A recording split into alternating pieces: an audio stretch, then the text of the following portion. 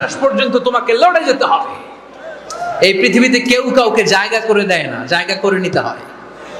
এই পৃথিবীটা the life is not a bed of roses, এটা ফুল বিছানো কোনো ফুল সজ্জা নয়, এটা কণ্টকাকীর্ণ। কেউ আপনার স্পেস করে দিবে না, কেউ আপনাকে সুযোগ করে দিবে না, কেউ আপনার জায়গা করে দিবে না, বরং আপনি জায়গা করে নিলে টাইনা নিচে নামাবে।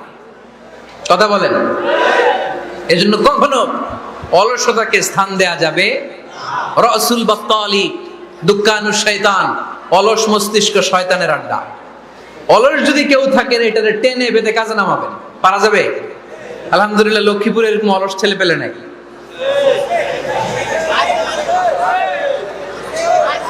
আছে? আমরা আজকে অলসতাকে নো বলে যাবো এই মাহফিল থেকে। অলসতাকে আমরা কি বলবো? আওয়াজ করে বলতে হবে। অলসতাকে কি বলবো আমরা? মুমিনের জীবনে কোনো অলসতা নাই। অলস হয় মুনাফিকরা। অলস হয় কারা? চিল্লায় বলতে হবে। মুমিনরা অলস হয়? অলস হয় কারা?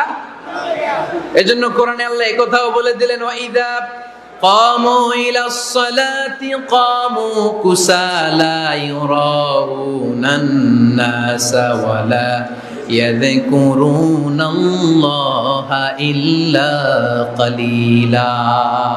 সুবহানাল্লাহ পড়েন। মুনাফিকরা যখন মানুষকে দেখানোর জন্য নামাজে যায়, ওই নামাজে তাদের ইখলাস নাই, ওই নামাজের ভেতরে তাদের কোনো খুশু খুদু নাই, ওই নামাজের ভেতরে আছে শুধু অলসতা। ওই নামাজে কি আছে? কিন্তু আমরা যখন নামাজে যাই আমাদের অলসতা আছে? আমরা নামাজ পড়লে আমাদের হৃদয়টারে সজীব করে দেয় কে? আমরা ওযু করলে আমাদের মনটাকে চাঙ্গা করে দেয় কে? আমরা মসজিদে ঢুকলে হৃদয়টাকে প্রাণবন্ত করে দেয় কে? মুমিন তো নামাজে গেলে চাঙ্গা হয়, মুমিন ওযু করলে চাঙ্গা হয়। বিষ্ণু ঈসা ইসলাম বললেন, ইয়াকিদু শাইতানু আলা কাফিয়াতি রাসি আহাদিকুম ইদা নাম। খেয়াল করে শুনবেন লক্ষ্মীপুরের ভাইয়েরা, চমৎকার একটা হাদিস। আমরা যখন ঘুমোতে যাই, শয়তান আমাদের প্রত্যেকের মাথার পিছনে 3টা অলসতার গিট মারে। কয়টা? আওয়াজ করে বলেন। 3টা অলসতার গিট মারে। ইয়াকিদু শাইতানু আলা কাফিয়াতি রাসি আহাদিকুম সালাসা উকাব। 3টা গিট মারে যখন আমরা ঘুমোতে যাই। অলসতার 3টা গিট মেরে আমাদের কানের সামনে এসে ফিসফিস করে মন্ত্র পড়তে থাকে, আলাইসা লাইলুন তাওয়িলুন ফারকুদ, আলাইসা লাইলুন তাওয়িলুন ফারকুদ। বিশাল লম্বা রাত, ঘুমাও। অনেক সময় আছে, ঘুমাও। রাত 5টা বেজে যাচ্ছে, তাহাজ্জুদের সময় শেষ হয়ে যাচ্ছে, তখনও শয়তান বলে রাত অনেক লম্বা, ঘুমাও। ফজরের সময় পার হয়ে যাচ্ছে, সূর্য উঠে যাচ্ছে, শয়তান বলে আলাইসা লাইলুন তাওয়িলুন ফারকুদ, এখনো অনেক সময় আছে, লম্বা লম্বা লম্বা চৌড়া রাত পড়ে আছে, তুমি ঘুমাও। বিশ্বনবী বললেন, ফাইনিস্তাইকাযা ওয়া যাকারাল্লাহ ইনহাল্লাত উকদা। আমার উম্মতের কেউ যখন ঘুম থেকে জেগে ঘুম থেকে ওঠার দোয়া পড়া শুরু করে দেয়, অলসতার প্রথম গিটটা সাথে সাথে খুলে দেয় কে? আপনি ঘুম থেকে উঠেই যখন ঘুম থেকে ওঠার দোয়া পড়বেন, আপনার অলসতার প্রথম গিট খুলে দেয় কে? ঘুম থেকে ওঠার দোয়াটা কি? আলহামদুলিল্লাহিল্লাযী আহইয়ানা বা'দা মা আমাতানা ওয়া ইলাইহিন নুশুর। প্রশংসা সে আল্লাহ, যে আল্লাহ আমাদেরকে লম্বা একটা ঘুম শেষে, মৃত্যু শেষে আমাদেরকে ঘুম থেকে উঠালেন। এই দোয়াটা পড়ার সাথে সাথে শয়তান যে 3টা গিট মারছে, ওই 3টার একটা খুলে দেয় কে? ফাইন তাওয়াদ্দা ইনহাল্লাত উকদা। ঘুম থেকে জেগে ঘুমের দোয়া পড়ার পরে যখন কেউ ওযু করে ফেলে, অলসতার দ্বিতীয় গিটটাও খুলে দেয় কে? ওযু করার পরে ফাইন সাল্লাত ইনহাল্লাত উকদা, নামাজের মুসল্লায় দাঁড়িয়ে যখন নামাজ শুরু করে দেয়, অলসতার 3 নাম্বার গিটটাও খুলে দেয় কে? 3টা গিট যখন খুলে দেয়, বিষ্ণু ইসলাম বললেন, ফাসবাহা নাশীতাল কলব। নাশীত, তখন মুমিন বান্দা সজীব হয়ে ওঠে, প্রাণবন্ত হয়ে ওঠে, উচ্ছ্বসিত হয়ে ওঠে। ওয়া ইল্লা খাবিসান নাফসি কাসলান। আর যদি ঘুমিয়ে থাকে, 3টা গিট তার মাথার পেছনে শয়তানের অলসতার লেগে থাকে, তাহলে তার দিনটা শুরু হয় অলসতা দিয়ে, আর সে হয় অলসতার রাজা। চিল্লায় এখন ঠিক কিনা? এজন্য আমরা কি অলস হতে চাই না কর্মঠ হতে চাই? কোন নবীরা কি অলস ছিলেন? পৃথিবীতে কোন নবী অলস ছিলেন? সব নবী কর্মঠ ছিলেন। বিষ্ণু ইসলাম বললেন, মা বাআসাল্লাহু নাবিয়্যান ইল্লা রাআল গানাম। এই পৃথিবীতে এমন কোন নবী নাই যেই নবী বকরি চড়ায় নাই। কি চড়াই নাই? বকরিরে আপনারা লক্ষ্মীপুরের ভাষা কি বলেন? কি বলেন? ছাগল। তো পৃথিবীতে এমন কোন নবী নাই যে নবী কি চড়াই নাই? ছাগল চড়াই নাই। সাহাবারা বললেন, ইয়া রাসূলুল্লাহ আনতা কাযালিক, আপনিও ছাগল চড়াইছেন? বিষ্ণু ইসা ইসলাম বললেন, না, আমিও ছাগল চড়িয়েছি। ওয়া ইন্নী আরআহা আলা কারারাইতি আহলি মক্কা, আমি তো মক্কাবাসীদের অল্প কিছু পয়সার বিনিময়ে তাদের ছাগলগুলোকে চড়িয়ে দিতাম। সুবহানাল্লাহ পড়বেন না? বিষ্ণু ইসা ইসলাম ছাগল চড়াতেন। ছাগল চড়ানো সহজ কাজ না কঠিন কাজ? কেন কঠিন এটা? হ্যাঁ, টেরা খুঁটি মারে। হ্যাঁ, কি করে? বসে থাকতে হয়। তো ছাগল যারা পালে তারা জানে ছাগল পালা কত কষ্ট। ওরে ডানে টান দিলেও কই যায়? রশি ধরে বায়ে টান দিলে কই যায়? সামনে টানলে কই যায়? পিছনে টানলে কই যায়? সারা সপ্তাহ আপনি সময় পান না এটারে গোসল করাবেন। ভাবলেন আজকে জুমার দিন আমিও গোসল করি, এটারে গোসল করাই। এটারে আপনি পুকুর ঘাটে নিবেন, টান দিয়েছেন, ওর বাপের কিরাও 1 ইঞ্চিও সামনে যাবে না। ঠিক কি না? এই টেরা প্রাণী আল্লাহর কি মহিমা! আল্লাহ তাআলা পৃথিবীর সবচেয়ে শ্রেষ্ঠতম মানুষদেরকে ছাগল চড়িয়ে ছেড়েছেন। ঠিক কি না? মা বাআসাল্লাহু নাবিয়ান ইল্লা রাআল গানাম, এই পৃথিবীতে এমন কোন নবী ছিল না যে নবীরা ছাগল চড়ায় নাই। আল্লাহ বুঝাতে চাইলেন ছাগল চড়ানো অনেক কষ্টের কাজ, অনেক ধৈর্যের প্রয়োজন। এখন নবীরা তোমরা ছাগল চড়াও, কিছুদিন পর ছাগলের চেয়েও টেরা জাতি মানুষ চড়াইতে হবে। মানুষের মধ্যেও টেরা আছে না নাই? ভালো বললে ভালোটা বুঝে না, ডানে যেতে গেলে বায়ে যায়, বায়ে যেতে বললে ডাইনে যায়, এরকম আছে না নাই? সম্মানিত ভাইয়েরা, সমস্ত আম্বিয়া আলাইহিমুস সালাম ওনারা কর্মস্থান বানিয়েছেন, নিজ হাতে তলোয়ার বানিয়েছেন। সুবহানাল্লাহ পড়েন। সাইয়েদনা মূসা আলাইহিস সালাম ছাগল চড়িয়েছেন। সাইয়েদনা মূসা আলাইহিস সালামের মেজাজ নরম না গরম? নবীদের মধ্যে সবচেয়ে বেশি মেজাজওয়ালা নবী ছিলেন মূসা আলাইহিস সালাম। উনিও 8 থেকে 10 বছর সাইয়েদনা শুআয়ব আলাইহিস সালামের এরিয়াতে ছাগল চড়িয়েছেন। চিল্লায় বলেন সুবহানাল্লাহ। এজন্য নবীরা যেহেতু কাজ করেছেন, কর্মঠ ছিলেন, আমরাও কর্মঠ হব। ঠিক কি না? সাহাবারাও কর্মঠ ছিলেন, বিশ্বনবীর সাহাবারাও ব্যবসা করতেন। সাইয়েদনা আবু বকরের বিশাল ব্যবসা প্রতিষ্ঠান ছিল। সুবহানাল্লাহ পড়েন। আপনারা হজ উমরা করেছেন কে কে দেখি? করছেন? মাশাআল্লাহ। যারা করে নাই আল্লাহ তাদেরকে আল্লাহর ঘর জিয়ারতের তুমি নসিব করো। আমিন। বিশ্বনবীর মাকবারার সামনে দাঁড়িয়ে আমরা যেন সালাম পেশ করতে পারি, তুমি নসিব করো। আমিন। বাইতুল্লাহ শরীফে এবং মসজিদ নববীতে আমরা যেন সালাত আদায় করতে পারি, আল্লাহ তুমি নসিব করো। আমিন। সাইয়েদনা আবু বকর রাদিয়াল্লাহু তাআলা আনহুর ব্যবসা প্রতিষ্ঠান ছিল মক্কার কাবা ঘরের পাশেই। উনার ব্যবসা প্রতিষ্ঠানগুলো যেখানে ছিল ঠিক ওইখানে সৌদি সরকার এখন শপিং মল বানিয়ে দিয়েছে। মাতজার আবু বকর। মক্কা শহরের যেখানে বহিরাগতরা এসে ওখানে ছাগল, ওখানে ঘোড়া, উট এগুলো রাখতো, আস্তাবল রাখতো, ঘোড়া আর উট যেখানে রাখা হতো ঠিক ওই জায়গায় সৌদি সরকার ওটার পার্কিং লট বানায় দিচ্ছে। মানে যেখানে আগে সাহাবাদের ব্যবসার জায়গা ওইখানে বর্তমানে শপিং মল। যেখানে আগের সময়কাল সাহাবারা উট আর ঘোড়া রেখে বাঁধতো ওইখানে এখন গাড়ি ঘোড়া রাখার ব্যবস্থা করা হয়েছে। সাইয়েদনা আবু বকর অনেক বড় ব্যবসায়ী ছিলেন। ওনার নিজ টাকা দিয়ে হাবাসা থেকে আসা সাইয়েদনা বেলালকে তিনি 20,000 স্বর্ণ মুদ্রা দিয়ে উমাইয়া ইবনে খালাফের কবল থেকে তিনি মুক্ত করেছেন। সাইয়েদনা উসমান যুন্নুরাইন বড় ব্যবসায়ী ছিলেন।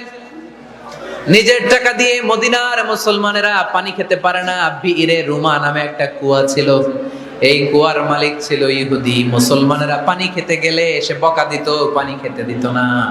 বিশ্বনবী বললেন আমার সাহাবীদের মধ্যে এমন কি কেউ নাই নিজের অর্থায়নে বীরে রুমা কিনে মুসলমানদেরকে দিয়ে দিবে? সাইয়েদনা উসমান যুন্নুরাইন বলল ইয়া রাসূলুল্লাহ আপনার খেদমতে আমি হাজির। মুহূর্তের মধ্যে সাইয়েদনা উসমান যুন্নুরাইন নিজের অর্থায়নে বীরে রুমাটা কিনে মুসলমানদের জন্য সদকা করে দিয়েছে। তো ব্যবসা না করলে, কর্মঠ না হলে, উপার্জন না হলে সদকা করা যাবে? চিল্লায় বলেন করা যাবে? সুনানে তিরমিজির বর্ণনা, বিষ্ণু ঈসা ইসলাম মক্কা থেকে যত সাহাবারা হিজরত করে মদিনায় এসেছে, মদিনাতে কোন না কোন সাহাবার সাথে বিশ্বনবী ভ্রাতৃত্বের বন্ধনে আবদ্ধ করে দিয়েছে। সুবহানাল্লাহ পড়েন। এজন্য মক্কা থেকে যারা এসেছে এদেরকে বলে মুহাজির। এদেরকে কি বলে? আর মদিনায় যারা ছিল এদেরকে বলে আনসার। এদেরকে কি বলে? আওয়াজ করে উত্তরে দিবেন। মক্কা থেকে যারা এসেছে তাদের নাম, আর যারা মদিনার সাহাবী তাদের নাম আনসার। আজকে এই মাহফিলে লক্ষ্মীপুর এর বাইরে থেকে কারা কারা আসছেন দেখি?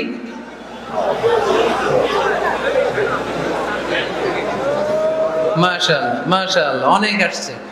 আল্লাহ ভাইদেরকে তুমি কবুল করো, হাত নামান। এই যে লক্ষ্মীপুরের বাইরে থেকে যে ভাইরা আসছে তারা লক্ষ্মীপুরের মেহমান, ঠিক কিনা? মক্কা থেকে হিজরত করে যে সমস্ত সাহাবারা এসেছিল তারা ছিল মদিনার মেহমান। বিশ্বনবী এক এক মক্কার সাহাবীকে মদিনার এক এক সাহাবীর সাথে ভ্রাতৃত্বের বন্ধনে আবদ্ধ করে দিলেন। আব্দুর রহমান ইবনে আউফ রাদিয়াল্লাহু তাআলা আনহু, ওনার সাথে ভ্রাতৃত্বের বন্ধনে যে সাহাবীকে বিশ্বনবী আবদ্ধ করে দিলেন ওনার নাম হচ্ছে সাআদ ইবনে রাবিয়া। কি নাম? মদিনার অনেক বড় ব্যবসায়ী। বিশ্বনবী বললেন, ও আব্দুর রহমান ইবনে আউফ, সম্পদ ছেড়ে দিয়ে, পরিবার ছেড়ে দিয়ে, স্থাবর অস্থাবর সব ছেড়ে দিয়ে আল্লাহ রাসূলের ভালোবাসায় মক্কা থেকে মদিনায় এসেছো। মদিনায় তোমার চিন্তা নাই, সাদ ইবনে রবিকে আমি তোমার ভাই বানিয়ে দিলাম। সাদ ইবনে রবি তোমার আপন ভাইয়ের মতো। সাদ ইবনে রবি বলল, আব্দুর রহমান, জীবনে তোমারে কোনোদিন দেখি নাই, তোমারে আমি চিনি না, তোমার নাম শুনি নাই, কিন্তু বিশ্বনবীতে তোমার দায়িত্ব আমাকে দিয়েছে। আমার চেয়ে বড় ধনী এই মদিনার মধ্যে দ্বিতীয় কেউ নাই। আজ থেকে তুমি আমার ভাই, আজ থেকে তুমি আমার কি? আল্লাহ আমাকে যত সম্পত্তি দান করেছে তার অর্ধেক সম্পত্তি আমি তোমার নামে দিয়ে দিলাম। ও আব্দুর রহমান ইবনে আউফ, শুধু তাই নয়, রব্বুল আলামিন আমাকে দুইজন স্ত্রী দিয়েছে। কয়জন? তুমি দেখো আমার কোন স্ত্রীকে তোমার বেশি ভালো লাগে, যার নাম তুমি বলবে সাথে সাথে আমি তারে তালাক দিয়ে দিব। তার ইদ্দত পালন শেষে তুমি তাকে বিয়ে করে তোমার সাথে নিয়ে যাবা। সুবহানাল্লাহ পড়ে। কারণ বিশ্বনবী তোমার দায়িত্ব আমার কাছে দিয়েছে, তুমি আমার ভাই। আমি মদিনার সবচেয়ে বড় ধনী, আমার অর্ধেক সম্পদ আমি তোমারে দিয়ে দিব। আমার দুই স্ত্রীর এক স্ত্রীকে তোমারে দিয়ে দিব। সাইয়েদনা আব্দুর রহমান ইবনে আউফ এই কথা শুনে অবাক হলেন। অবাক হয়ে উনিও এক অবাক কথা বললেন। উনি বললেন, লা হাজাতা লি ফি ইয়া আখি, ও আমার প্রাণের ভাই, তোমার কথা শুনে আমার হৃদয়টা ভরে গিয়েছে, কিন্তু তোমার সম্পদেরও দরকার আমার নাই, তোমার স্ত্রীরও দরকার আমার নাই। বারাকাল্লাহু ফি মালিক ওয়া লি আহলিক, আল্লাহ তোমার মালেও বরকত দেখ, তোমার সম্পদেও বরকত দেখ। তুমি শুধু একটু কষ্ট করবা। কি কষ্ট? দুল্লালি আলা সুক, show me the way to the market. তুমি মদিনায় কোনো মার্কেট আছে কিনা, শপিং মল আছে কিনা, ব্যবসা প্রতিষ্ঠান আছে কিনা আমারে দেখায় দাও। সুবহানাল্লাহ পড়ো। আমরা হইলে কি করতাম? লক্ষ্মীপুরে যারা আসছে এদের একজনের যদি বলা হয়, ভাই আপনি এখন থেকে লক্ষ্মীপুরের ভাই, আমার অর্ধেক সম্পদ আপনারা দিয়ে দেব, কি করবে? পায়ের উপর পা তুলে খাবে আর বলবে, কি আনন্দ আকাশে বাতাসে। ঠিক কি না? এরপর যদি বলি, ভাই আমার দুই বউ, যেটারে সুন্দর লাগে বলেন তালাক দিয়ে দেই, নিয়ে যান, কি বলবে? কি আনন্দ আকাশে বাতাস। আল্লাহ রাসূলের সাহাবী আব্দুর রহমান ইবনে আউফ বললেন, লা হাজাতা লি ফি, আমার দরকার নেই। দুল্লানি আলা সুক, just show me the way to market. এখানে মার্কেট কই আছে দেখায় দাও। অবাক হয়ে গেলেন সাদ বিন রবি, বললেন, ও আব্দুর রহমান ইবনে আউফ, ঠিক আছে, তুমি যদি নিতে না চাও তোমারে আমি জোর জবরদস্তি করব না। শুনে রাখো, মদিনাতে ইহুদিদের কয়নুকার একটা বাজার আছে। এই কথা বলার সাথে সাথে আব্দুর রহমান ইবনে আউফ চলে গেলেন। এর পরের দিন অল্প কিছু পনির আর ঘি দিয়ে ব্যবসা শুরু করলেন। পনির আর ঘিয়ের ব্যবসা করতে করতে করতে করতে ব্যবসায় তিনি এত লাভ করলেন, উনি বললেন, আমি যদি কখনো মদিনার বালুর মধ্যে হাত দিতাম, ওই বালুটারও সোনা বানায় দিত কে? দুল্লানি আলা সুক। লক্ষ্মীপুরের কর্মঠ যুবক ভাইয়েরা, এ আব্দুর রহমান ইবনে আউফ আমাদের প্রেরণা। উনি অন্যের ঘাড়ে পাড়া দিয়ে খেতে চায় নাই, আরেকজনের উপর ডিপেন্ডেন্ট বা নির্ভরশীল হতে চায় নাই। তিনি স্বাবলম্বী হওয়ার শিক্ষা, লেসন কিয়ামত পর্যন্ত গোটা বিশ্বের যুবকদের জন্য রেখে গিয়েছে। চিল্লায় বলো ঠিক কিনা? দুল্লানি আলা সুক, show me the way to market. Market কোথায় দেখাও। পনির আর ঘি নিয়ে ব্যবসা করতে করতে কয়েক মাসের ব্যবধানে ইতিহাস সাক্ষী সাইয়েদনা আব্দুর রহমান ইবনে আউফ মদিনার বিশাল বড় বিজনেস ম্যাগনেটে পরিণত হয়ে গেলেন। চিল্লায় পড়েন আল্লাহু আকবার। এজন্য ব্যবসার ভিতরে বরকত ঢুকিয়ে দিয়েছে কে? আল্লাহ। বিষ্ণু বললেন, আত-তাজিরা সাদুকাল আমিন, মা'আন নাবিয়্যিন ওয়াস সিদ্দীকিন ওয়াশ শুহাদা'i ওয়াস সালিহিন। আমানতদার ব্যবসায়ী তারা সাধারণ কোনো মানুষ নয়, কিয়ামতের দিন নবীদের সাথে হাসর হয়ে যাবে। আপনারা যারা ব্যবসা করেন, এটা সাধারণ বিষয় নয়। বিষ্ণু ইসলাম নিজেও ব্যবসায়ী ছিলেন। ওনার জীবনের প্রথমে তিনি খাদিজা রাদিয়াল্লাহু তাআলা আনহার ব্যবসার স্টাফ হয়ে কাজ শুরু করেছেন, এরপর নিজে ব্যবসা শুরু করেছেন। এরপরে খাদিজাতুল কুবরা রাদিয়াল্লাহু তাআলা আনহা সব সম্পত্তি বিয়ের পরে বিশ্বনবীর পায়ের সামনে ঢেলে দিয়েছেন। বললেন, ইয়া রাসূলুল্লাহ, এই সম্পদ আমি আপনাকে দিয়ে দিলাম, আপনি ইচ্ছামতো দিনের প্রয়োজনে খরচ করেন। সুবহানাল্লাহ পড়েন। এজন্য বিষ্ণু ইসলাম আমাদের জন্য উপমা, আব্দুর রহমান ইবনে আউফ আমাদের জন্য উপমা। যারা ব্যবসা করেন তারা বিষ্ণু ইসলামের সুন্নাহ পালন করছেন। আত-তাজির আস-সাদুক আল-আমিন। বিষ্ণুই বললেন, সত্যবাদী আমানতদার ব্যবসায়ী, যে ব্যবসা করতে যে মিথ্যা কথা বলে না। অনেক ব্যবসায়ীরা আছে পণ্য চালানোর জন্য মিথ্যা কথা বলে আর কসম কাটে, আছে না নাই? আহা, এমনটা করা যাবে? সকালবেলা স্ত্রীরে বলে, এই গরুগুলা বিক্রি করবো, তুই একটা দাম কত কমো? স্ত্রীরে শিখাই দিচ্ছে, এই গরুর দাম তুই 40,000। তো বউ বলে, ঠিক আছে, দাম কইলাম 40,000। এরপরে বাজারে যখন গরু বিক্রি করতে যায়, একজন যখন বলে যে ভাই এটা 30,000 টাকা দিয়ে কিনবো, কয় ভাই আল্লাহর কসম সকালে একজন 40,000 দাম কইছে, আমি দেই নাই। আছে না নাই? কৌশল করে। বউরে শিখাইছে সকালে, কয় তুই দাম কর 40,000। তো বাজারে যায়, সকালে একজন দাম করছে, দাম করে কইছে 40,000 দেই নাই, আপনারা 30,000 কেমনে দেই? এরকম ডাকাইতে আছে না নাই? আলহামদুলিল্লাহ, লক্ষ্মীপুরে এরকম লোকজন নাই। আরে নাই, আমি কই নাই। লক্ষ্মীপুরের মানুষ খুব ধার্মিক, আমি জানি। লক্ষ্মীপুর, নোয়াখালী, ফেনী, এই বেল্টের লোকজন খুব আল্লাহওয়ালা। এদের মধ্যে আল্লাহওয়ালার সংখ্যা বেশি। এখানে আলেম ওলামা বেশি, এখানে মসজিদ মাদ্রাসা বেশি। এই জন্য এই জেলাগুলোতে আল্লাহর রহমতও বেশি। আল্লাহ, তুমি এই জেলার ছেলেপেলেদেরকে, এই জেলার লোকদেরকে তুমি কবুল করো, মা বোনদেরকে তুমি কবুল করো। সম্মানিত ভাইয়েরা, এজন্য আজকের মাহফিল থেকে আমরা যেটা শিখলাম সেটা হচ্ছে, পরিশ্রমে কোনো লজ্জা আছে? আমরা কাজ করে খাবো, ঠিক কিনা? Never under estimate any job. যুবক ভাইয়েরা, লক্ষ্মীপুরের যুবক ছেলেরা, শুনতেছ? এরকম আওয়াজ করতে হবে, কান খাড়া করে শোনো। Never under estimate any job. কোন চাকরিকে ছোট করে দেখা যাবে না। whether it's small or big, you don't care. এটাতে কেয়ার করা যাবে না। ছোট্ট চাকরি পাইলেই ঢুকে যাবা, বড় অফার আসলে পরে ঢুকবা। এটা ছোট কাজ, এটা হোটেলের ওয়েটার, এটা ছোট্ট স্টাফ, এটা কেরানি না। কাজ কাজই, কাজের মধ্যে কোনো ছোট বড় নাই। খেটে খাওয়া মানুষকে বিশ্বনবী অনেক সম্মান করতেন। বিষ্ণু ইসলাম খেটে খাওয়া মানুষদেরকে এত ভালোবাসতেন, বিদায় হজের মতো এত গুরুত্বপূর্ণ ভাষণও এই মেহনতি মানুষদের কথা বাদ যায়নি। সুবহানাল্লাহ পড়বেন না? দিনটা ছিল জুমাবার। বিষ্ণু ইসলাম আরাফাতের ময়দানে দাঁড়িয়ে ঐতিহাসিক একটা ভাষণ দিলেন। এই ভাষণের নাম হলো বিদায় হজের ভাষণ। এই বিদায় হজের ভাষণেও খেটে খাওয়া মানুষের কথা বিশ্বনবী বাদ দেয় না। বিশ্বনবী বলেছেন, আরিক্কাকুম, খবরদার, অধীনস্থ কর্মচারীদের সাথে খারাপ আচরণ করো না।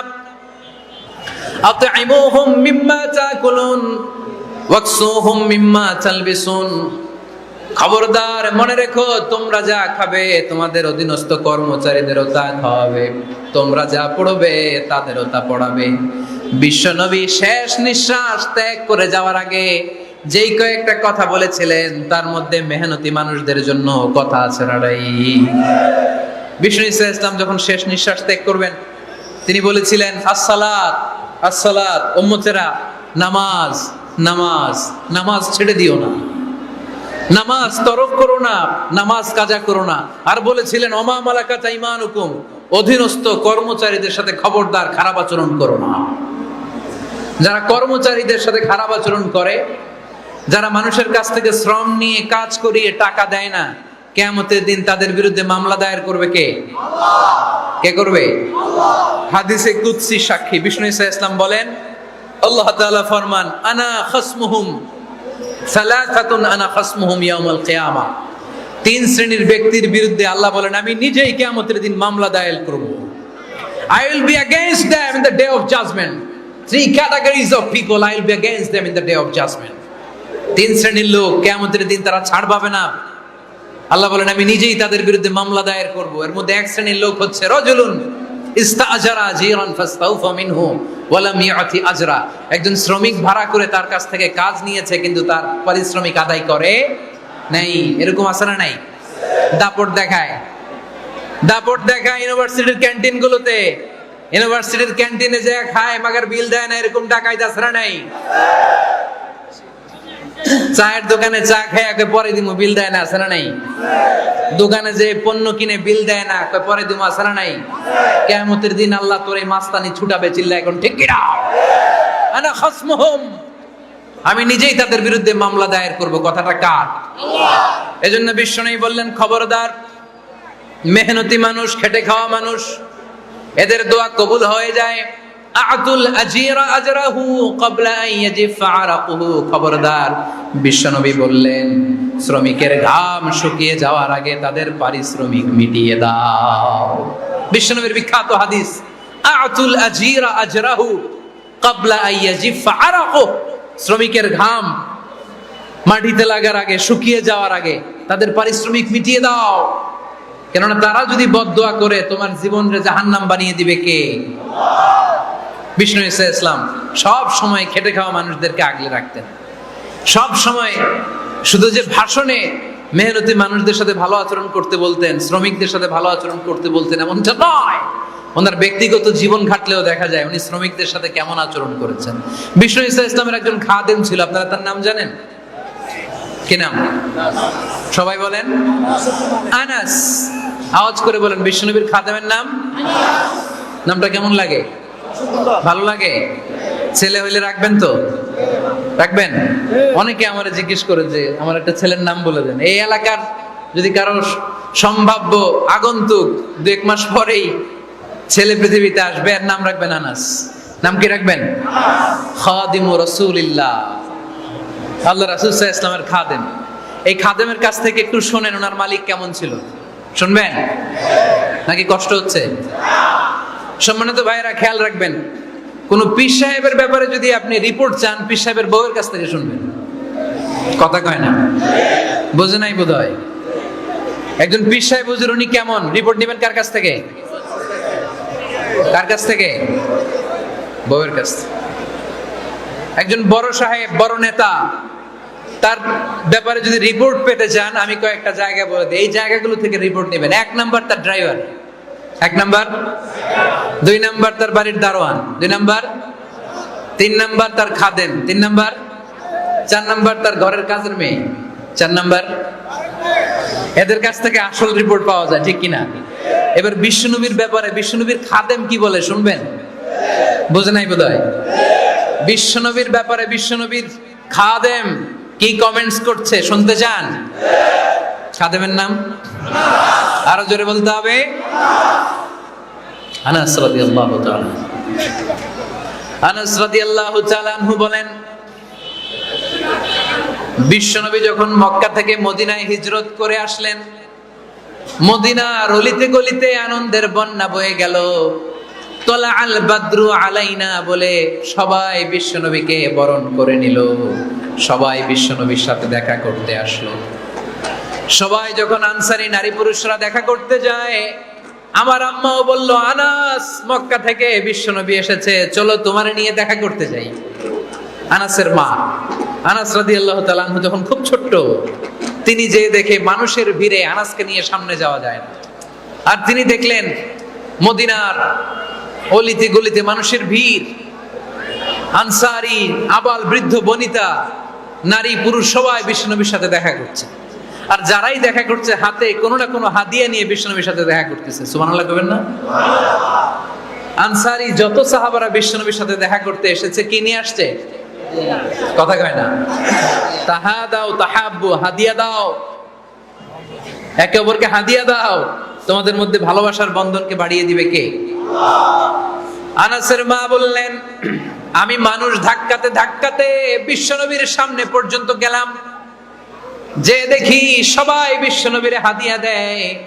আমি বিশ্বনবীর সামনে যে কাঁদো কাঁদো স্বরে বললাম, ইয়া রাসূলুল্লাহ, ইয়া হাবিবাল্লাহ, লাম ইউবকি রাজুলুন ওয়ালা ইমরাআতুন মিনাল আনসার ইল্লা ক্বাদ আতহাফাকা বিতুহফা।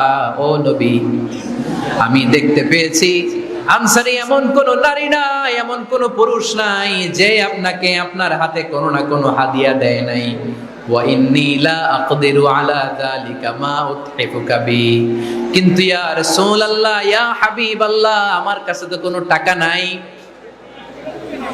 আমার কাছে কোনো পয়সা নাই, আমার ঘরে এমন কোনো জিনিস নাই যে জিনিসটা আমি আপনারে হাদিয়া দেব, ইল্লা ইবনি হাদা, আমার এই নার ছেঁড়া ধন কলিজার টুকরা সন্তান আনাস ছাড়া।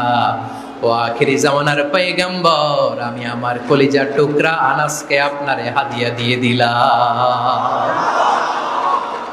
ইয়া রাসূলুল্লাহ, মদিনার আনসারী এমন কোন নারী পুরুষ কেউ তো বাকি নাই যে আপনাকে হাদিয়া দেয় নাই, সবাই তো হাদিয়া দিল, কিন্তু আমি তো হাদিয়া দেওয়ার মতো আমার কাছে কিছু নাই, আপনার দরবারে হাদিয়া পেশ করার মতো আমার কাছে কিছু নাই। আপনারা কি হাদিস থেকে নেয়া এই গল্পটা বুঝতে পেরেছেন? কথাটা শুনতেছিলেন? আনাস রাদিয়াল্লাহু তাআলা আনহুর মা বললেন, ইয়া রাসূলুল্লাহ, আনসারী এমন কোন নারী নাই, এমন কোন পুরুষ নাই যে আপনারে হাদিয়া দেয় নাই, কিন্তু আমার তো হাদিয়া দেওয়ার মতো কিছু নাই আমার এই কলিজার টুকরা আনাস ছাড়া। কি আর আমি করব, আমার কলিজার টুকরা আনাসকে আমি আপনার দরবারে হাদিয়া দিয়ে দিলাম। ইয়া রাসূলুল্লাহ, আমার ছেলেটারই আপনারা হাদিয়া দিলাম। খুদ হাদা ইয়াখদুমু কামা বাদালাক, আপনার যেই কাজ লাগবে, যেই খেদমতের প্রয়োজন, আপনার এই খেদমত করবে। ও নবী, আমি জানি আনাস আপনার বেশি খেদমত করতে পারবে না, আনাস আপনার মেসওয়াক এনে দিবে, অজুর পানি এনে দিবে, জুব্বা লাগলে জুব্বাটা এনে দিবে, ছোটখাটো কাজ করে আপনারে সাহায্য করবে। আমার কলিজার টুকরা সন্তানকে চিরকালের জন্য আমি আপনারে হাদিয়া দিয়ে দিলাম। আনাস রাদিয়াল্লাহু তাআলা আনহু বর্ণনা করছেন, আমি দাঁড়িয়ে দাঁড়িয়ে শুনছি আমার আম্মা বলছে আমি নাকি বিশ্বনবীর জন্য হাদিয়া। সুবহানাল্লাহ পড়েন। এবার খেদমত শুরু করলো সাইয়েদনা আনাস। ছোট্ট মানুষ কি আর করবে, কতটুকু খেদমত আর করতে পারবে? বিশ্বনবীর মেসওয়াকটা এনে দেয়। সুবহানাল্লাহ পড়েন। বিশ্বনবীর আতরের শিশিটা এনে দেয়, বিশ্বনবীর জাইতুনের তেলের বোতলটা আগিয়ে দেয়, বিশ্বনবীর জামাটা প্রয়োজনে বিশ্বনবীর হাতে এনে দেয়। সাইয়েদনা আনাস বলেন, আমি 1 বছর নয়, 2 বছর নয়, 5 বছর নয়, 7 বছর নয়, 10 বছর বিশ্বনবীর খেদমত করেছি। ফামা দারাবানি, 10 বছরে একদিনও তিনি আমারে মারে নাই। সুবহানাল্লাহ। একদিন আমার গায়ে হাত তোলে নাই, হাত তোলা তো দূরের কথা, ওয়ালা সাব্বানি, কোনোদিন গালি দেয় নাই, ওয়ালা আবাসা আলা ওয়াজহি, কখনো বিরক্তি সরে ভ্রু কুচকে আমার দিকে বিশ্বনবী কোনোদিন তাকায় নাই। সুবহানাল্লাহ পড়েন। কোনোদিন আমার গায়ে হাত তোলে নাই। আরে হাত তোলা তো দূরের কথা, আমাকে ধমকি পর্যন্ত দেয় নাই। ধমকি দেয়া তো দূরের কথা, আমরা অনেক সময় বিরক্ত হয়ে ভ্রু কুচকাই না, এরকম বিরক্তি হইলে আমরা কারোর প্রতি বিরক্ত হলে কি হয়, কপাল ভ্রু কুচকে ওঠে, ঠিক কিনা? সাইয়েদনা আনাস বললেন, কোনোদিন মারে নাই। খাদেম বলতেছে, খাদেম, বড় সাহেবের রিপোর্ট কার থেকে নিতে হয়? হয় খাদেম, নয় দারোয়ান, নয় ঘরের কাজের মেয়ে, তা না হলে ড্রাইভার। বিশ্বনবীর খাদেম বিশ্বনবীর ব্যাপারে কি কমেন্ট করছে? মা সাব্বানি ওয়ালা জারাবানি ওয়ালা আবাসা ফি ওয়াজহি, এই 10 বছরের খেদমতের জিন্দেগিতে কোনোদিন বিশ্বনবী আমারে মারে নাই, গায়ে হাত তোলে নাই। আরে হাত তোলা তো দূরের কথা, একটা ধমকও দেয় নাই। আরে ধমক দেয়া তো দূরের কথা, বিরক্তির সুরে ভ্রু কুচকে আমার দিকে কখনো তিনি তাকায় নাই। চিল্লায় বলো সুবহানাল্লাহ। আর আজকে মাইক পেলে মানবতা, মানবাধিকারের কর্মী কি সুন্দর কথা বলে, উইমেন রাইটস এর কথা বলে, শিশু শ্রম নিয়ে কথা বলে, আর বাড়িতে কাজের মেয়ের গায়ের মধ্যে খুন্তি, গরম খুন্তি পিঠের মধ্যে লাগিয়ে পিঠ ঝলসিয়ে দেয়, এরকম আছে না নাই? পত্রপত্রিকায় প্রায় দেখা যায় যে কাজের মেয়েদেরকে কি অত্যাচার করে, খুন্তি গরম করে করে চামড়ার মধ্যে লাগিয়ে স্কিন ঝলসে ফেলেছে, গ্রিলের মধ্যে বেঁধে রেখেছে, সময় মতো খাবার দেয় নাই, পিটিয়ে মাথার চুল কামিয়ে মাথা নেড়া করে দিয়েছে, এরকম আছে না নাই? এরা মানবাধিকারের ঠিকাদার, এরা মানবাধিকারের কথা বলে। আর বিশ্বনবী সাল্লাল্লাহু আলাইহি ওয়াসাল্লামের খাদেম বিশ্বনবীর ব্যাপারে বলেছে, কোনোদিন মায়ের তো দূরের কথা, হাত তোলা তো দূরের কথা, আরে ধমক দেওয়া তো দূরের কথা, বিরক্তির চেহারা নিয়েও কোনোদিন বিশ্বনবী আমার দিকে তাকায় নাই। চিল্লায় পড়েন সুবহানাল্লাহ। বিশ্বনবী একবার সাইয়েদনা আনাস রাদিয়াল্লাহু তাআলা আনহুকে একটা ছোট্ট জিনিস আনতে পাঠালেন। সাইয়েদনা আনাস রাদিয়াল্লাহু তাআলা আনহু জিনিসটা আনতে যে মদিনার অলিতে গলিতে বাচ্চাদের খেলা দেখে জিনিস আনতে ভুলে খেলায় দাঁড়িয়ে গেলেন। ছোট মানুষ, ছোট একটা বাচ্চা যদি আমার সাথে নেই, সে কি আমার প্রয়োজন বুঝবে? আমার সেন্টিমেন্ট যেরকম বাচ্চা কি ওটা টের পাবে? ছোট্ট আনাসকে বললেন আমার জুব্বা নিয়ে আসো। বিষ্ণু ইসলাম শাম দেশের জুব্বা পড়তো, বলতেন জুব্বা নিয়ে এসো। জুব্বা আনতে যখন বেরোলেন আনাস রাদিয়াল্লাহু তাআলা আনহু, দেখলেন মদিনার অলিতে গলিতে বাচ্চারা কুতকুত খেলে। কি খেলে? আপনারা খেলেন? তো এই খেলা দেখে আনাস রাদিয়াল্লাহু তাআলা আনহু ভুলে গেলেন যে বিশ্বনবীর জামা আনতে হবে। উনি ভুলে যে উনিও দাঁড়িয়ে খেলা দেখতে শুরু করলেন। এখন ঘন্টার পর ঘন্টা যায়, আনাসও আসে না, জামাও আসে না। বিশ্বনবী ভাবলেন হায় রে, আনাস মনে হয় ভুলে গিয়েছে, কি আর করা, যাই নিজের জামা নিজেই নিয়ে আসি। বিশ্বনবী বের হলেন জামা আনতে। বের হয়েই দেখে মদিনার গলিতে বাচ্চারা খেলতেছে, ওইদিকে আনাস রাদিয়াল্লাহু আনহু দাঁড়ান। বিষ্ণু ইসলাম কিছু বললেন না, যে উনিও আনাস রাদিয়াল্লাহু তাআলা আনহুর পাশে দাঁড়িয়ে খেলা দেখতে আরম্ভ করলেন। সুবহানাল্লাহ পড়বেন না? সাইয়েদনা আনাস খেলা দেখতে হঠাৎ বিশ্বনবীর দিকে চোখ পড়ে গেছে। বিশ্বনবীর চোখের দিকে যখন সাইয়েদনা আনাস রাদিয়াল্লাহু তাআলা আনহুর চোখ পড়ে গেছে, সাইয়েদনা আনাস বলে আমার কলিজাটা এখান থেকে এই দিকে চলে আসছে। ভয়ে। কিসে? ভয়ে।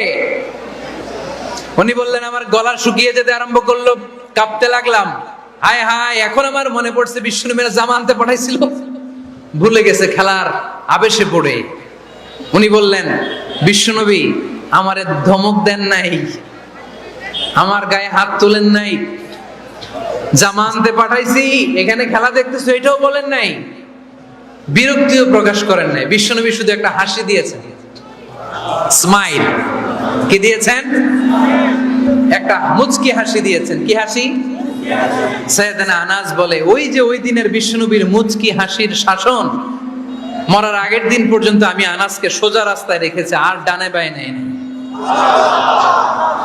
শাসন করতে জানলে লাঠি লাগে না, শাসন করতে জানলে ধমক লাগে না, শাসন করতে জানলে পিট্টি দেয়া লাগে না। মুচকি হাসি দিয়েও শাসন করা যায় কি যায় না? সাইয়েদনা আনাস বললেন কোনোদিন মারে নাই, কোনোদিন ধমক দেয় নাই, সব সময় আমাকে আদর করেছে। চিল্লায় পড়েন সুবহানাল্লাহ। এজন্য সব সময় বিষ্ণু ইসলাম শ্রমিকদেরকে ভালোবাসতেন। শ্রমিক কোনো লজ্জা নাই, লজ্জা হচ্ছে অলসতায়। আজ থেকে এই মাহফিল, এই এত বড় আয়োজন, এত বড় গ্যাদারিং তখনই সার্থক হবে যখন আমরা এই সিদ্ধান্তে আসতে পারবো যে আমরা অলস সময় কাটাবো না, আমরা আমাদের এই সময়গুলোকে প্রোডাক্টিভ ওয়েতে কাজে লাগাবো, কোনো না কোনো কাজের সাথে জড়িত হব। Never under estimate any job, whether it's big or small, বড় হোক বা ছোট হোক, কোনো কাজকে আমরা ছোট করে দেখবো না। যে কোনো কাজ করো না ভাই, যে কোনো কাজ করো তা যেন হয় সবার চেয়ে সবচেয়ে সুন্দর। আমাদের অবসর সময়গুলোকে কাজে লাগানোর দরকার আছে না নাই?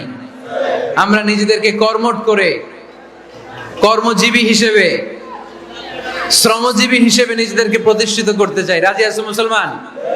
লক্ষ্মীপুরের যুবক ছেলেরা আওয়াজ করে বলো পারা যাবে? লজ্জা কিসে? লজ্জা কিসে? অনেকে টাঙ্কি মারে, এদিক সেদিক ঘুরে, আর বলে আমার আব্বা চেয়ারম্যান। আরে তোর আব্বা চেয়ারম্যান, তুই কি? আমার আব্বা MP, member of the parliament. আরে তোর বাবা এমপি, এটা তো তার গৌরব, তোর কি আছে সেটা বল। এজন্য নিজের পায়ে দাঁড়াবো। অলসতার সাথে আমাদের কোনো সম্পর্ক। আজকের এই মাহফিল থেকে আমরা অলসতা, অকর্মণ্যতাকে নো বলে দিলাম। অলসতাকে আমরা কি বললাম? আরো জোরে বলতে হবে, অলসতাকে কি বলবো?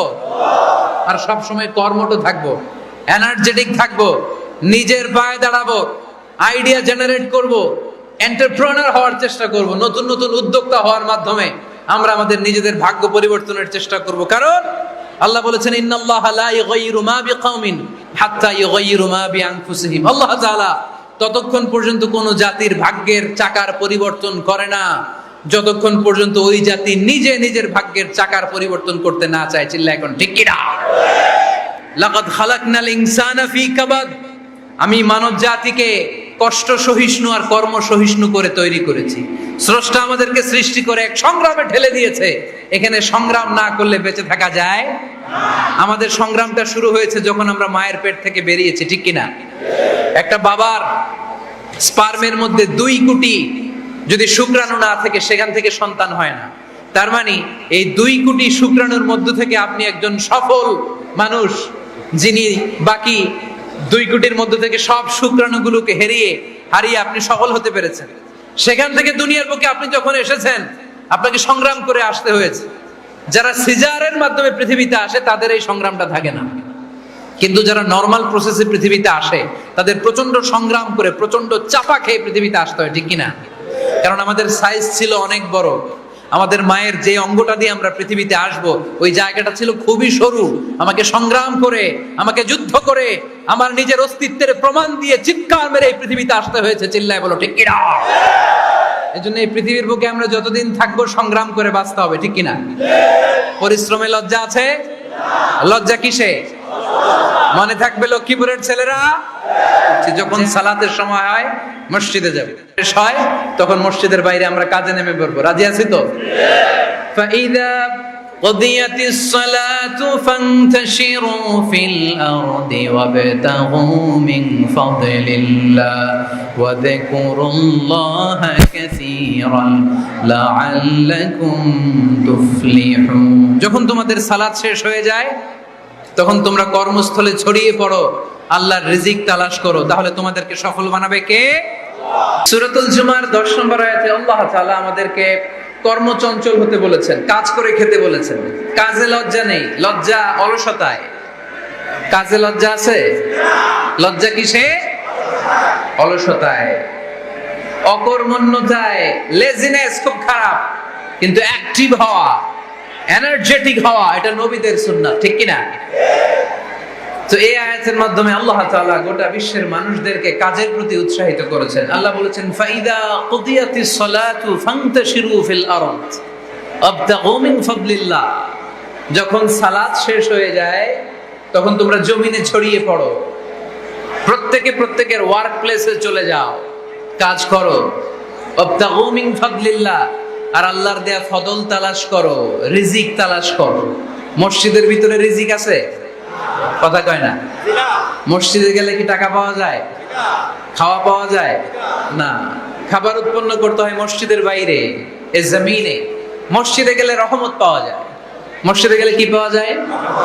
এজন্য মসজিদে ঢোকার সময় আমরা কোন পা দিয়ে ঢুকি আর কি পড়ি? আল্লাহুম্মা ইফতাহলি আবওয়াবা রাহমাতিক, আল্লাহুম্মা ইফতাহলি আবওয়াবা রাহমাতিক। আমরা বলি হে আল্লাহ, আপনি আপনার রহমতের দরজা আমাদের জন্য খুলে দেন। সুবহানাল্লাহ পড়েন। এই দোয়া থেকে বোঝা গেল মসজিদে ঢুকলে কি পাওয়া যায়? সবাই বলতে হবে কি পাওয়া যায়? মসজিদে ঢুকলে রহমত পাওয়া যায়, আর মসজিদ থেকে বের হলে রিজিক পাওয়া যায়, ফদল পাওয়া যায়। ফদলের আরেক অর্থ হচ্ছে রিজিক। এজন্য মসজিদ থেকে যখন বেরোই কোন পা দিয়ে বেরোই আর কি পড়ি? আল্লাহুম্মা ইন্নী আসআলুকা মিন ফাদলিক। হে আল্লাহ, আপনার কাছে আমি আপনার ফদল চাই, রিজিক চাই। এই ফদলের কথাই আল্লাহ কোরআনে বললেন, ফাইদা কুদিয়াতিস সালাতু ফান্তাশিরু ফিল আরদি ওয়াবতাগু মিন ফাদলিল্লাহ ওয়াযকুরুল্লাহা কাসীরান লাআল্লাকুম তুফলিহুন। সুবহানাল্লাহ পড়েন। আল্লাহ ডেকে বললেন, গোলাম যখন সালাত শেষ হয়ে যায় জমিনে ছড়িয়ে পড়ো, মসজিদে বসে থেকো না। আদেশটা কার? সালাত যখন শেষ মসজিদে বসে থাকার দরকার নাই, জমিনের মধ্যে ছড়িয়ে ছিটিয়ে পড়ো। ওয়াবতাগু মিন ফাদলিল্লাহ, আমার ফদল তালাশ করো, আমার রিজিক তালাশ করো, বেশি বেশি আমাকে স্মরণ করো। সুবহানাল্লাহ পড়ে। তার মানে ইসলামের বিধান হচ্ছে যখন সালাতের সময় হবে আপনি মসজিদে যাবেন, আবার সালাত শেষ আপনি আপনার কাজে চলে যাবেন। when you are done with your salah spread out to your workplace। কাজ শেষ তো আপনার কর্মস্থলে চলে যান। এটা হচ্ছে ইসলামের নিয়ম। নামাজের আজান যখন হবে সবাই মসজিদে ঢুকবে, সালাম ফিরিয়ে নামাজ শেষ সবাই মসজিদ থেকে বের হয়ে যাবে। শিক্ষক চলে যাবে স্কুলে, কৃষক চলে যাবে ফসলের খেতে, ব্যবসায়ীরা চলে যাবে শপিং মলে, মেম্বার অফ দ্য পার্লামেন্ট চলে যাবে সংসদ ভবনে, যে যার কাজের মধ্যে সে তাড়াতাড়ি ইনভলভ হয়ে যাবে। সালাত শেষ, কাজে ঝাঁপিয়ে পড়ো, আদেশ টাকা। তাহলে ইসলামে ইবাদতের অ্যাটিটিউডটা বুঝতে পারছেন? কাজের সময় কাজ, নামাজের সময় আওয়াজ করে বলেন, কাজের সময় নামাজের সময়। সুন্দর হয়েছে না বিষয়টা? ফাইদা কুদিয়াতিস সালাতু ফান্তাশিরু ফিল আরদ। যখন তোমাদের সালাত শেষ তখন জমিনে ছড়িয়ে পড়ো। জমিনটাকে আল্লাহ আমাদের জন্য উর্বর বানিয়েছেন। জমিনে বীজ রোপণ করে দিলে এখানে ফসলের ব্যবস্থা করে দেয় কে? ওয়াল্লাযী জাআলা লাকুমুল আরদা যালুলান ফামশু ফি মানাকিবিহা ওয়া কুলু মির রিজকি ওয়া ইলাইহিন নুশুর। তিনি তো এমন সত্তা যিনি তোমাদের জন্য জমিনটারে ফ্ল্যাট বানিয়ে দিয়েছেন, সমতল বানিয়ে দিয়েছেন। এই জমিনের অলিতে গলিতে, বনে বাদারে, রাস্তায়, সাগরে, পাতালে, পাহাড়ে, বিভিন্ন জায়গায় তোমরা ঘুরে বেড়াও। সেখানে যে আমি আল্লাহর রিজিক তালাশ করো। সুবহানাল্লাহ। এই জমিনটাকে আল্লাহ সাহালাতুল মাসালিক, চলার জন্য সহজ বানিয়ে দিয়েছেন, ফ্ল্যাট, উঁচু নিচু নাই। এই যে লক্ষ্মীপুরের আজকে এই যে প্যান্ডেলের এখানে উঁচু নিচু আছে, আজকে এইখানে যদি উঁচু হতো ওইখানে নিচু হতো, আমরা ঠিক মতো দেখতে পারতেন? বিমান থেকে এটা খুব সুন্দর দেখা যায়, জমিনটা খুব ফ্ল্যাট দেখা যায়, সমতল। এই সমতল হওয়ার কারণে এখানে চাষাবাদের সুযোগ সুবিধা করে দিয়েছে কে? তাহলে বোঝা গেল এই জমিনটা সমতল এবং উর্বর, ভেরি ফার্টাইল ল্যান্ড। আমাদের সালাত শেষ, আমরা কাজে চলে যাব, আবার আজান হলে মসজিদে ঢুকে যাব। এটাই হচ্ছে ইসলামের নিয়ম। সাইয়েদনা ওমর ফারুক যখন মসজিদে নববীর ইমাম, তিনি ইয়ামান দেশের কিছু লোকদের সাথে সাক্ষাৎ করলেন। কোন দেশে? ইয়ামান, যুদ্ধ বিধ্বস্ত একটা দেশ এখন। প্রাচীন নগরী হাদরামাউত, বা'লাবাক, এই ইয়ামান দেশের কিছু লোকের সাথে তিনি সাক্ষাৎ করলেন। তারা গোল হয়ে বসে থাকে, নামাজের পরে যায় না, বসে বসে সুবহানাল্লাহ পড়ে, আলহামদুলিল্লাহ পড়ে জিকির করে। ওমর ফারুক ভাবলেন দেখি পরের ওয়াক্তে কি হয়। উনি আসরের নামাজে ইমামতি করতে আসলেন, এসে দেখলেন ইয়ামানের লোকেরা মসজিদের বারান্দায় আশেপাশে বসে আছে, সবাই যায়, এরা যায় না। মাগরিবের সালাতে উনি ইমামতি করতে আসলেন, ওমর ফারুক নামাজ শেষ করে দেখলেন সবাই চলে যায়, কিন্তু ইয়ামানের লোকগুলো যায় না। এশার সালাত পর্যন্ত তিনি ওয়েট করলেন। এশার নামাজ পড়ে চলে যাওয়ার সময় ওমর ফারুক দেখলেন সবাই নামাজ পড়ে কাজে চলে যায়, কিন্তু ইয়ামান দেশের লোকগুলো যায় না। ওমর ফারুক বললেন, মা বালুকুম মা খাতবুকুম, ঘটনা কি? কি হয়েছে তোমাদের? সবাই নামাজ পড়ে চলে যায়, কাজে যায়, তোমরা যাও না কেন?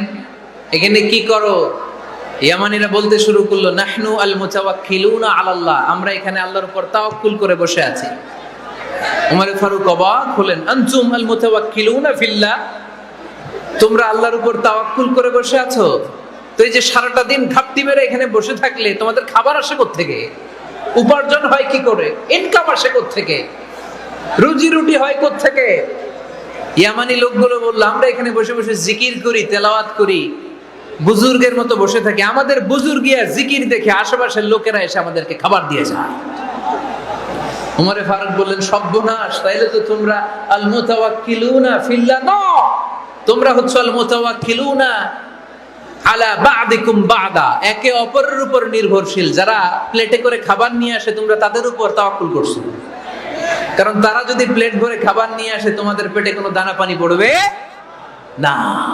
তোমরা আল্লাহর উপর মুতাওয়াক্কিলুনা আলাল্লাহ না, তোমাদের সাধ্যের সবটুকু করার পরে তারপরে তোমরা তাওয়াক্কুল করবে। কি সুন্দর ইসলাম!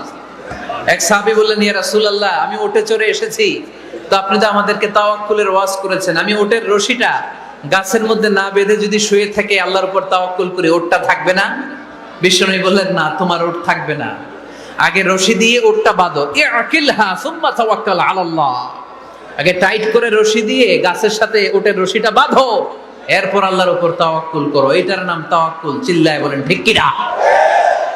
আপনার পার্টটা আপনার করতে হবে, আপনার যে রোল, এই রোলটা প্লে করতে হবে। আপনার সর্বোচ্চটুকু করার পরে আমরা তাওয়াক্কুল করি একজনের উপর। চিল্লায় বলেন